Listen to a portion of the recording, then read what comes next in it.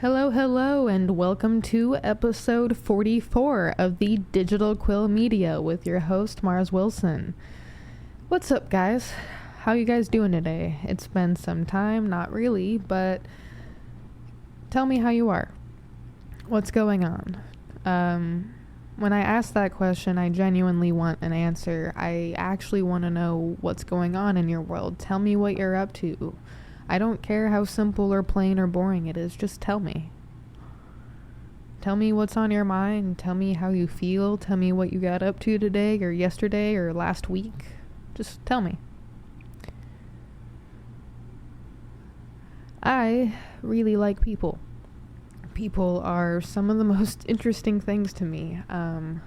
If life is an experiment in experience, then I get to experience and experiment quite often because simply by listening to other people's stories and getting to know who they are on a personal level, I get to experiment and experience all the time. When I say I like living vicariously, I don't mean that as a downgrade or a depreciation joke. Alright, I mean that with sincerity. One of the things that I learned in film study years ago was that once upon a time, back when media became a really new and big thing, and I'm talking brand new, I'm talking like instead of the 2 or 3 shows that you had on the television set back in the day that you could flip through, and then after a certain time period, it would just be snow and static. Like, I'm talking back in the day. That is how people traveled. People traveled by watching movies, and reading magazines, and going to the cinema. Alright? That is how people got to live vicariously through different cultures and understandings and beliefs. Once upon a time, that used to be newspaper and books. Maybe. The local gathering at the church. Maybe. Maybe you had information, but not like we do, especially now. We have information at the tip of our fingertips. Quite literally. We can live vicariously like we've never been able to before. We can learn and live like we've never lived before. So yeah, how are you today? Tell me. Tell us. Live as a human being. I don't care how boring your life is. I really don't. You want to know what I did all day yesterday? Bupkis.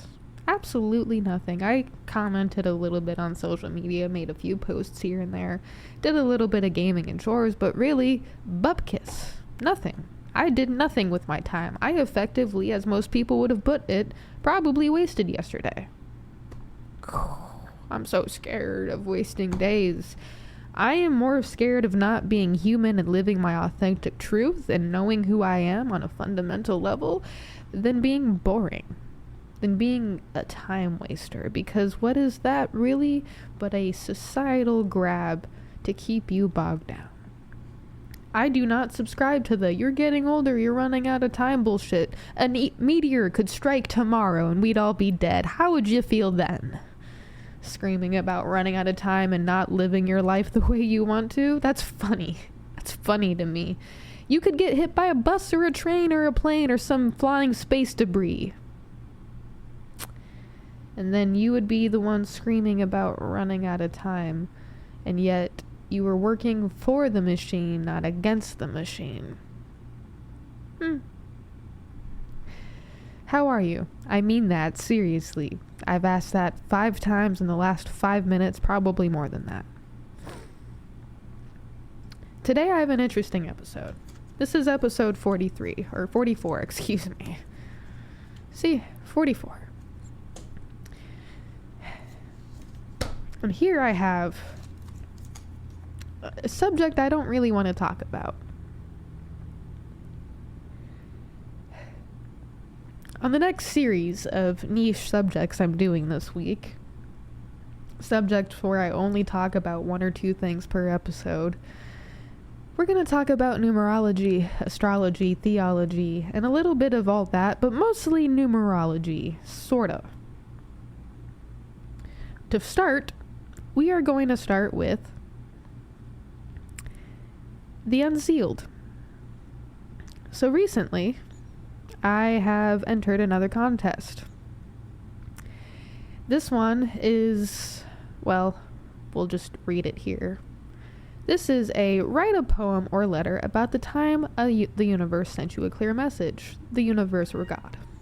Right? The universe, God, whatever you want to call it, because the cat is very loud. Whatever you want to call it, because that is, your belief.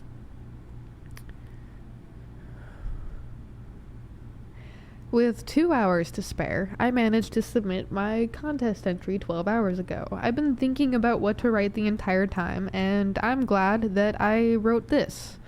I'm going to read it to you, and then I'm going to pull up the graphics that I've used. Not all of them, because I forgot to send them to my email. Stormy, quiet, please, sweetheart. And I need to hit the pause button and activate my pause powers. One moment, please. Pause powers unactivated. Where was I? Right. Numerology and reading this letter thing. So please note that I do not subscribe to numerology of all the things I do subscribe to. Numerology isn't really one of them. Numbers, not my thing. If you go back in time and ask a younger version of me if I liked math, the answer would have been an absolute heck no. Is hell a bad word? Can I say hell? It would have been absolutely hell no. So numbers, huh? 1 0 1 0 1 0 1 0, or I don't know, anything that isn't just a binary code. I shared this one on my Twitter X. I actually had a comment or two about it. Still don't subscribe. The amount of reading I've done in numerology is driving me insane. So, not that I already wasn't, but hey, let me just read this and then we'll get to other stuff in a moment. I'm not a numerologist, but numbers haunt me. Dear 47, I'm not sure what you want from me. I've done a lot of reading, numerology, theology, and a little Bible study too. I've talked about you, I've cursed others with you, but I don't really know you. 747, my birth time. 1947, the year my mother figure-esque was born. 47, the number that started popping up almost everywhere, a while ago, but it stops just as noticeably too. I have witnesses and a testimony to tell me I'm not crazy. It doesn't help that we are in the 47th presidential term, a fact I try to ignore. Can we talk for a minute, 47? I know we may have a personal connection. 1947 is 7:47 and a 24-hour clock. 47, two numbers by themselves, are in my numerology charts, but I have a hard time believing in numbers. Weird for... 47, two numbers by themselves, are in my numerology charts, but I have a hard time believing in numbers. Weird for what else I believe in, right?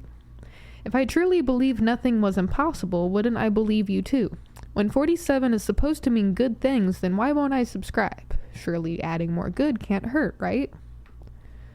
I have receipts and photos of you appearing in places you shouldn't. Just ask anyone I've talked to romantically at length over the last 4 years.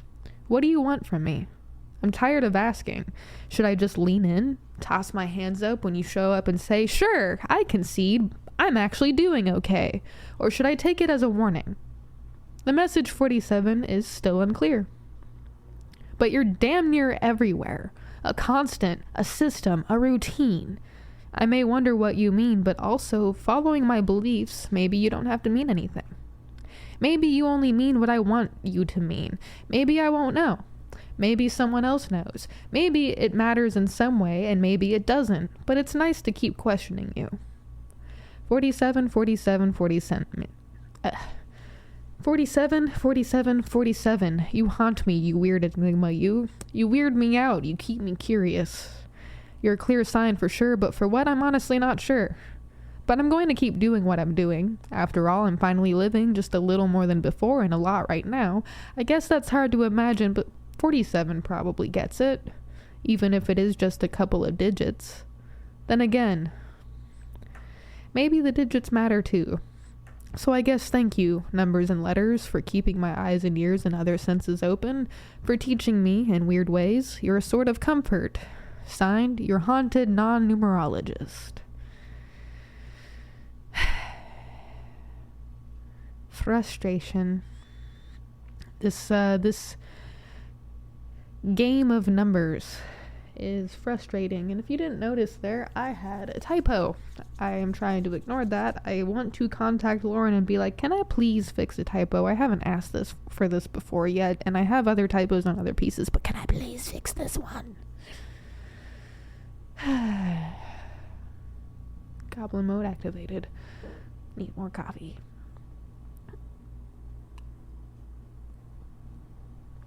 I don't subscribe to numbers, but I'm kind of bothered by that, but I'm not. Maybe I do. Maybe I subscribe just enough to be confused.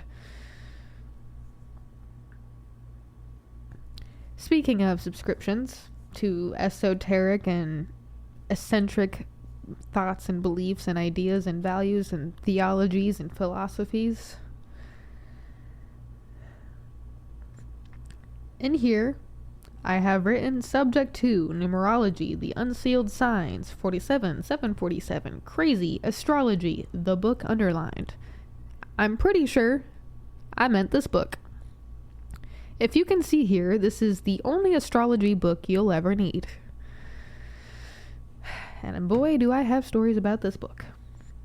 So back in the day, when I was studying books, not just the cute little fun chapter book stories I was reading growing up, I was reading dense, heavily dense information books like this one.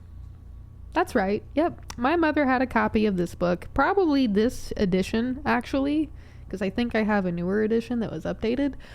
But yeah, nope, I grew up on this astrology book. I read most of it front to back, especially regarding the signs that I knew I had, which was, by the way, only Virgo. I read everything Virgo related in there. And then I read other things, and of course, I would ask people their signs, and I still do sometimes. Just 'cause I like reading. Reading's interesting, and a lot of people don't buy into the astrology thing because they say it's too generic and basic, and anybody could fall into these certain categories under this certain sign, under blah blah blah. Yeah, but that's where it gets interesting. That's where it gets really interesting. In one moment, please, as I hit the pause button again. Hello there, welcome back, or I guess welcome back to me. Cats. So, about this book. I had to update my own copy, so that's probably why I think I have a newer edition than this one, but I'm pretty sure this is the edition that I had growing up. Thank God for new editions. Not much information has changed. Only a little bit, but not much.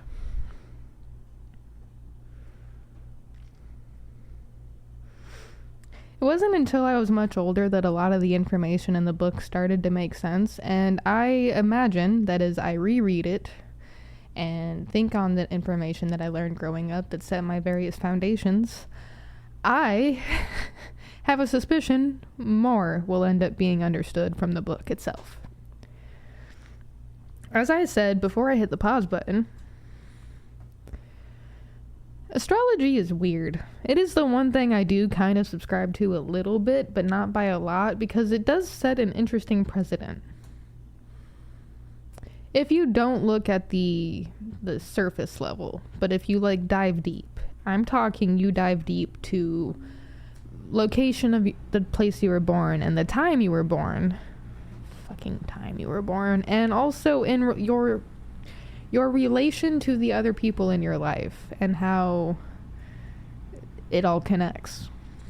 It starts to add up in very weird ways. Now, I guess you could say back then, of course, I would be impressionable because I'm young, right? Well, that's not always entirely the case. Think about when you were young. What do you still believe that dates back 20 or 30 or even 40 years ago? Are you even 40 years old yet?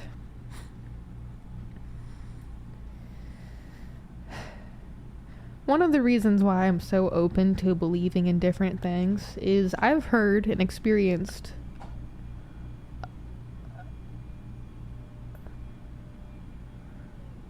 a lot of different things. Paranormal, unexplainable, possible, weird things that you couldn't just redo or predict or understand right away. I've heard stories from people growing up and even now that still make me wonder, like, what the hell are human beings? And what is this weird life we're all living? And is there a collective human consciousness? The answer is yes. Is there also a solo consciousness? The answer is also yes.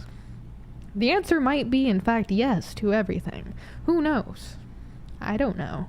I'd like to think I know, but then anytime I think I know, I get proven wrong. No, I'm kidding. I don't like to think I know. I think the quest for knowledge is more fun than actually learning things. Experiment, experiment, experiment. I feel like Senku from Dr. Stone sometimes. I really do. I swear to God. I mean, if you think about to a prior episode, we literally talked about my, like, small insight into paranormal history and how I wanted to become a paranormal investigator at one point to kind of, like, try to see or seek out the unknown and unexplainable, because unknown and unexplainable, I'm sorry, I like those things, especially when you had your entire world rocked back and forth, destroyed and rebuilt years after years growing up. Sorry, trauma dumping. My bad. I guess I could talk about some of those experiences. This episode is an esoteric numerology, crazy, insane, batshit crazy episode. Really hope that I made it past the amount of time that YouTube would hate that. Also, I don't really care, so meh. Alright, we can stop looking at this. Hello there. Full screen me again. Some weird experiences growing up, huh? Okay. This one wasn't exactly growing up. It happened... I was probably 15 or 16 years old at the time. Yes, I was 16 at the time. Yep. Okay, I was 16 at the time. This was my freshman or sophomore year of high school. It had to have been. Yeah, it was still pretty early in my high school years. And I was holding on with my mother at the time, my cousin's dog. So we made the trip through Tucson and all that to meet them halfway and give Max back. Because truthfully, it was kind of hard holding on to several animals. And just, yeah. In that area, my mom and I had made a pit stop because there was something I had been wanting to check out for years up until this point. I don't think they are there anymore, unfortunately, but the Arizona Domes in Casa Grande. I know it's a bit out of the way from where we were meeting them, kinda, sorta, but we still made the trek anyway. Or at least we tried. I had my dog with me, my dog, Zelda, at the time, and, we took her with because they were kind of friends and we wanted them to be able to have a chance to say goodbye and, like, for Zelda to see where Max is going. And, Google ended up taking me on a back road. A road that that wasn't paved after a certain point. And I don't want to just claim that I'm a sensitive person to weird shit, because I'm also not.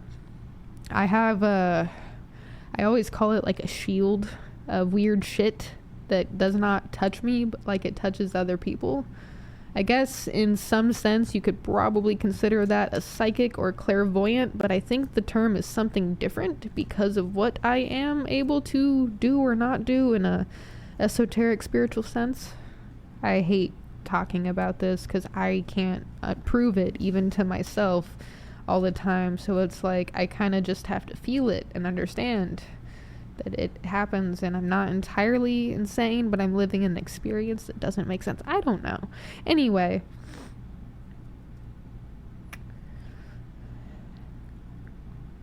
the gravel road, the asphalt gravel road turns into like a dirt gravel road, and I can see the domes off in the distance. We weren't able to make it to them, by the way. especially not after what happens next. So we're trying to get to the domes.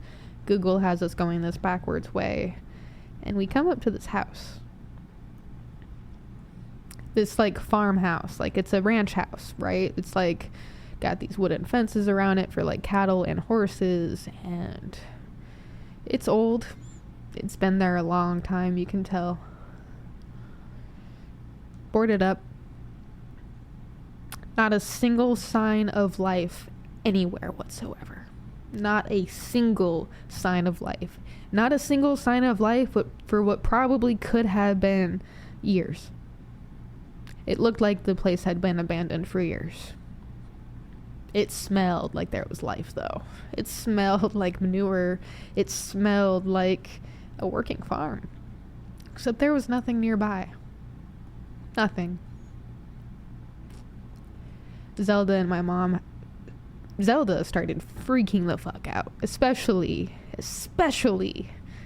when I got out of the car and decided to sit in the bed of my truck that we were driving in. Fucking full-on panic attack. That dog was freaking out, and my mom had a really heavy feeling. Like, she was like, we need to get out of here. Like, I don't feel good. Like, I suddenly started feeling really bad.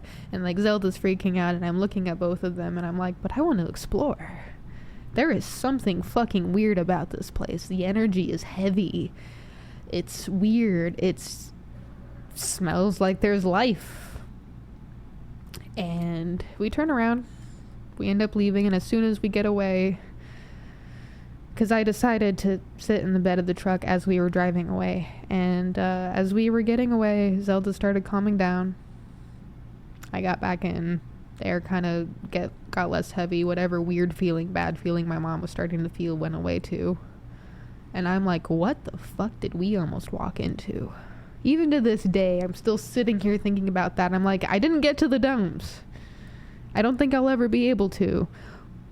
But I did get to something that's probably also not there anymore. I've tried for years to find it on Google Maps. Satellite. Try to find it via the routing and rerouting on Google Maps, and nope, I can't find it. It's almost like it didn't exist, but the three of us experienced that.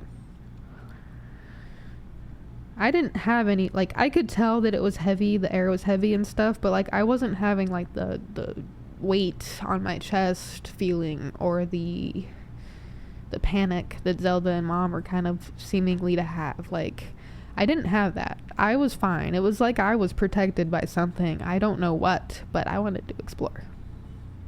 I still want to explore. Paranormal stuff is weird to me, but I don't get touched by it like other people do, and I don't understand why. And that's one of the other things that draws my curiosity to the unknown and unexplainable, because, like, if I'm not affected like other people, one, why? What the fuck makes me so immune to energies and pulls, even though I'm sensitive and can feel them? Like, what the hell is that? I've never been able to explain that. Two, what is it? Are these things real? Like, are the unexplainable real, or is it some, like, fucking trick of the mind where you're smelling a certain gas or something and your brain is like, ooh, like, are these things real? Do these things actually happen? Do people actually get visions? And speaking of visions growing up, I used to have those. I remember vividly thinking about I hate talking about this. I really fucking do. I feel like a fucking hoax sometimes. But I had visions growing up, and sometimes I still do. And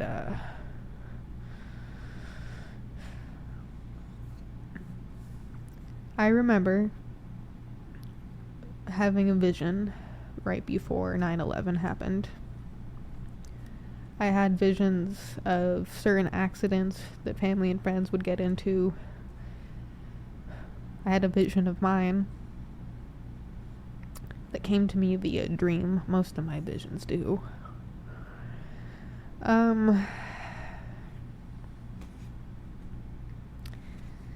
There were other weird experiences I had growing up, and even like now, like the one where my dad's rocking chair was rocking back and forth, or when the light in the kitchen just shut off as I was walking like through it, like halfway through the kitchen almost to the living room. The light just clicked off, and I'm like, what?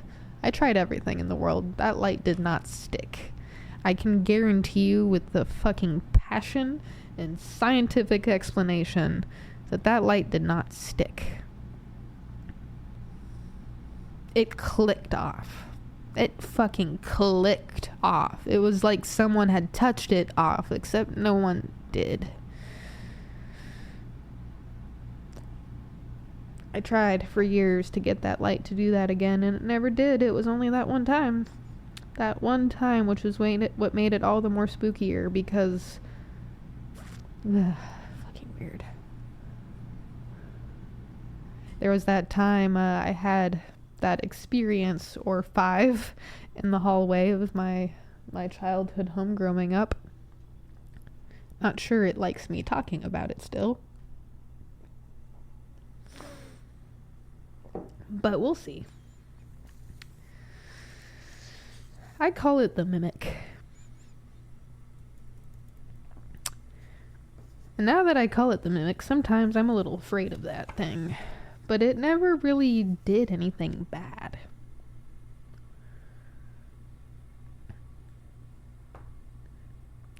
The one thing that I have not really experienced since living in my childhood home, and it's what makes it all the more disconcerting, is my name.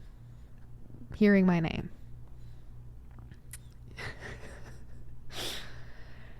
God, thinking about this is creepy. One moment while I turn on the hall light, because I'm not scared or bothered.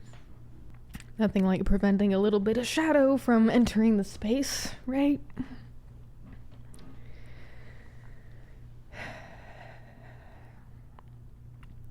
Even my mom and other people in the household would hear it sometimes. And that's the part that makes it really weird.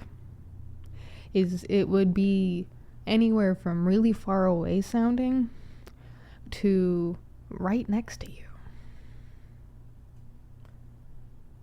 Now I have new questions that I must ask myself at a later date.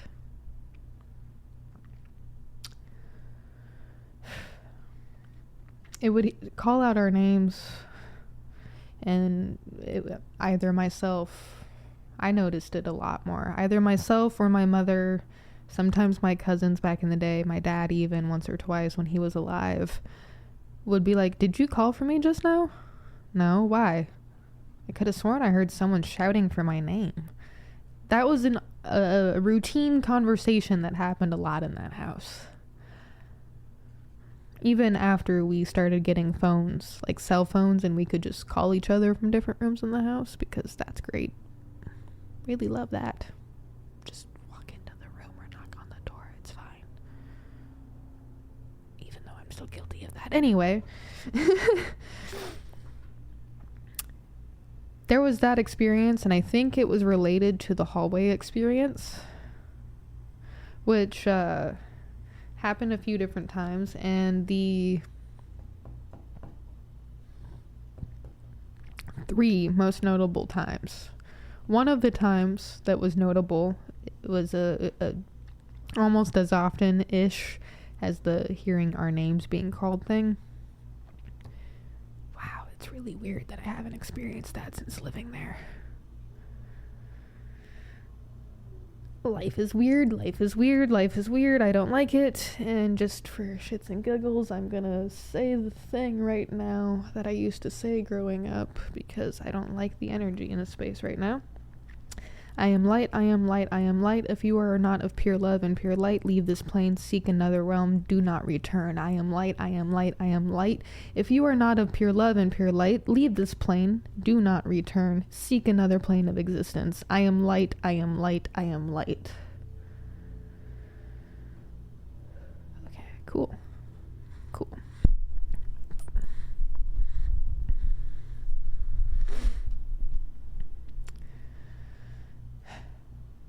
Sometimes I do that when I don't feel good or positive energy nearby. even though I don't feel like it can do everything that it does to me to other people sometimes. If maybe I'm not completely immune, the science is not perfect. It is not a perfect science. It's not even really a science. That thing, the voices. So first, sometimes my mom would say that she saw me turning the corner, or what looked like me turn the corner, even when it was just the two of us living in the house. Sometimes I'd be called on my phone and I would hear her say, "Did you just turn the corner just now to go to the bathroom or something?" And I'd be like, "No, Mom, I've been playing video games out in the living room for like the last couple hours." And she's like, "Weird, I could have sworn I just saw you turn the corner." That happened like fucking 3 or 5, 10 times in my life. The first time I was a very young kid. I probably was 6 or 7, 7 or 8. It was when I had my bed with the tent underneath and the slide, and Harley existed at the time, so I was probably 7. I had my bedroom door open. I was laying in my bed watching TV. I look out into the hallway. I didn't see a face. I kind of saw hands, maybe feet, definitely feet for sure, and the gown. The rose gown with roses all over it. Kind of like the dress that I have, kind of, not really. It was like more cotton, like the old style gown. I'm pretty sure maybe one of your grannies had it. Anyway, I didn't know this at first because I had never met Granny, but I knew she loved roses, and the fact that the gown that I was looking at on this strange faceless figure that wasn't quite see-through, but it wasn't solid, like I could tell that it wasn't like in this plane of existence. It was like you take a photo of the room in front of you and then you slap an overlay on top of it. It looks like it fits, but you know it doesn't, if that makes sense. Like you could probably touch it. It would probably like be solid, but it doesn't look like it belongs. I don't know if that makes sense. Anyway,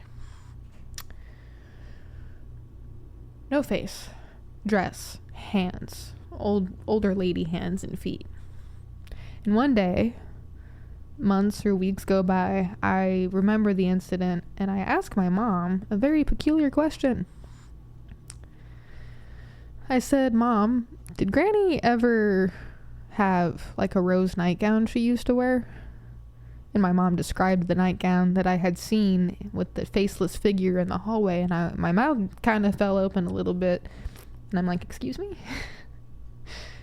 I think I saw Granny, or what looked like Granny, or something trying to be Granny. I think that was actually what I said.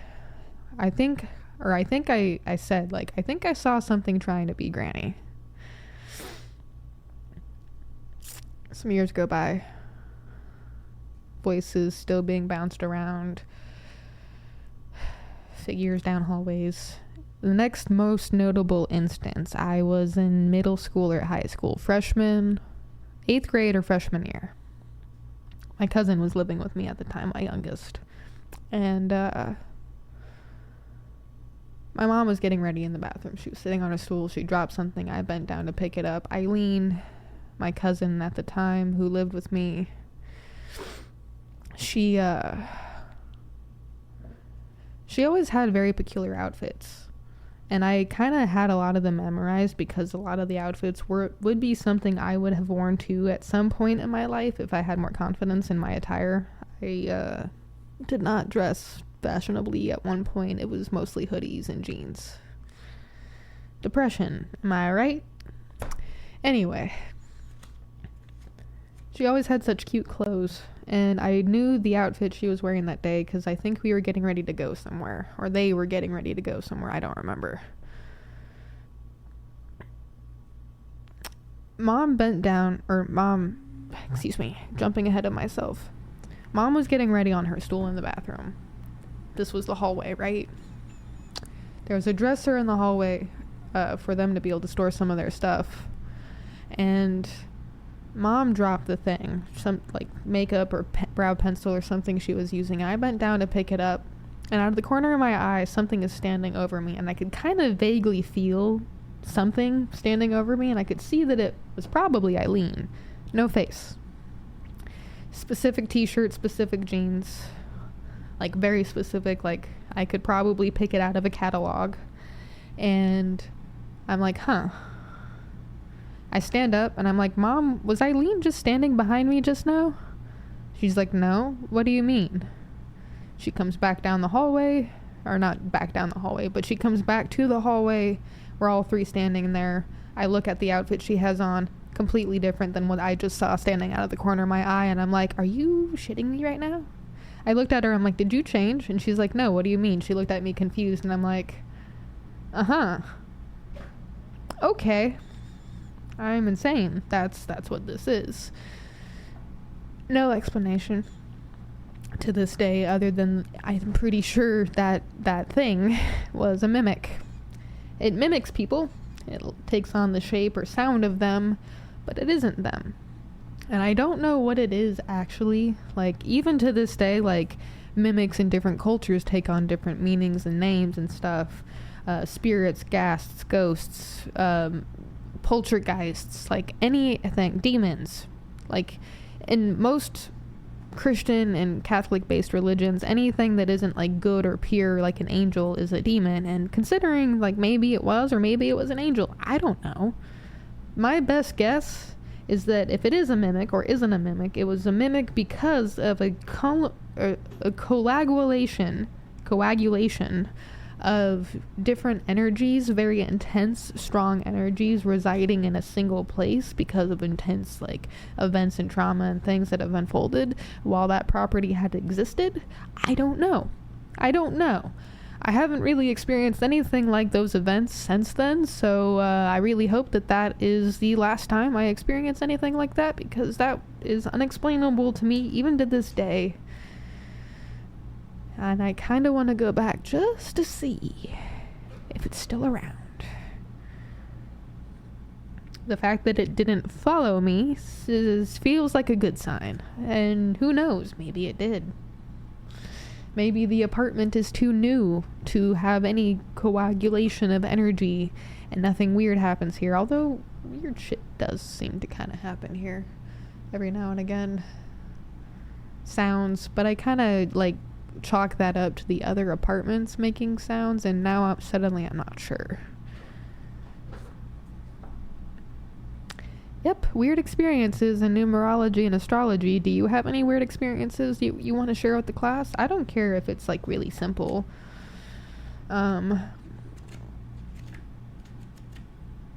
I have levitation stories and other visions and weird alien encounters that I could talk about, but I don't want to. I feel like I've talked enough about all of that for this episode. So with that being said, I am incredibly uncomfortable. I would like to have more people to actually talk to about this stuff, and I might end up having that soon. So very soon. Possibly. Who knows? We'll see.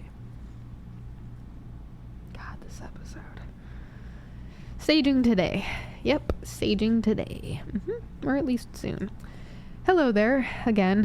Hi. Yep, today was a niche subject in numerology and esoteric, eccentric nonsense, such as numerology, astrology, supernatural, unexplainable, and more. Thank you for tuning into episode 44 of the Digital Quill podcast. Hopefully I was able to teach, inspire, motivate, or entertain you. As always, humans of Earth, please keep going. Do not stop. Life is interesting. Let's stick around for the final plot. Keep going, drink water, remember to breathe, and life is really freaking weird, so be weirder. Keep going, humans of Earth. Do not stop. I will see you next time. Bye.